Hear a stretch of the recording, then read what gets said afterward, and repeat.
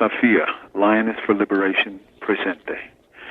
She had not long passed the half-century mark when her great and powerful heart gave out. 53 years young, with a spirit that was ageless in its love and courage, Sister Safia Asia Bukhari has returned to the ancestors. She was many things to many people: daughter, mother, grandmother, teacher, disciplinarian, soldier, and comrade, former Black Panther, former combatant in the Black Liberation Army, thinker, truth-teller, activist, and organizer. These were some of the many things she did in her short yet extraordinary life. These things, while undoubtedly significant, do not really begin to tell those who did not know her who she really was.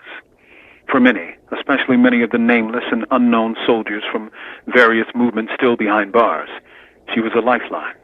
They knew that she would do whatever was necessary to defend and, if possible, liberate them.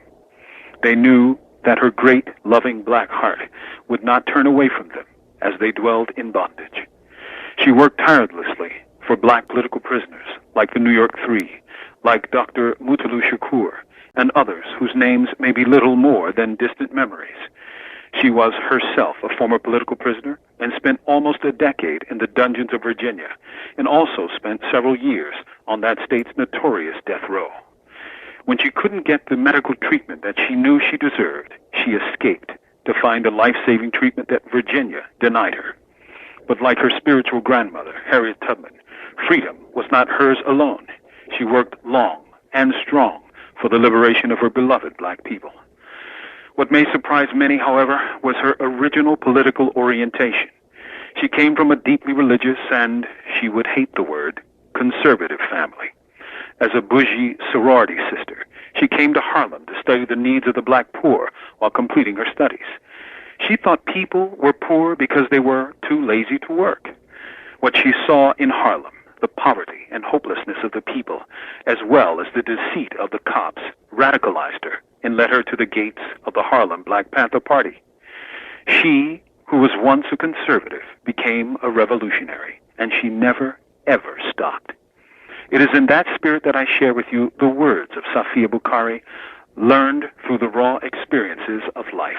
Quote, "The hard, painstaking work of changing ourselves into new beings, of loving ourselves and our people and working with them to create a new reality, this is the first revolution, that internal revolution.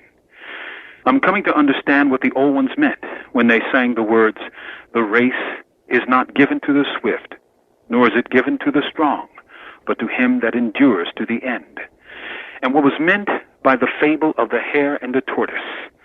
Some people declare themselves to be revolutionaries, members of one organization or another, i.e., I was one of the first Panthers, or I used to be a Panther, and only come out when there's some major celebration where Panthers are on display and live off their former glory, not understanding that it's not about what you used to be, but what you are doing now. They ran a quick race, utilizing all for the moment, and grew tired and gave up. It may take a little longer to do it the hard way, slow and methodical, building a movement step by step and block by block. But doing it this way is designed to build a strong foundation that will withstand the test of time and the attack of the enemy," unquote. That's from Safia Bukhari's unpublished manuscript called Reflections, Musings, and Political Opinions.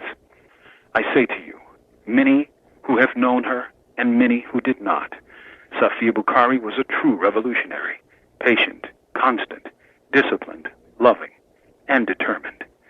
Safia was a revolutionary who, like the Cuban internationalist Che Guevara, was motivated by great feelings of love. It is truly a shame that she left this life so early, but it can be said with certainty that she lived her life with freedom in her rifle scope. She was a woman warrior who should be an inspiration to us all. Remember her by making her dream reality. From death row, this is Mumia Abu Jamal.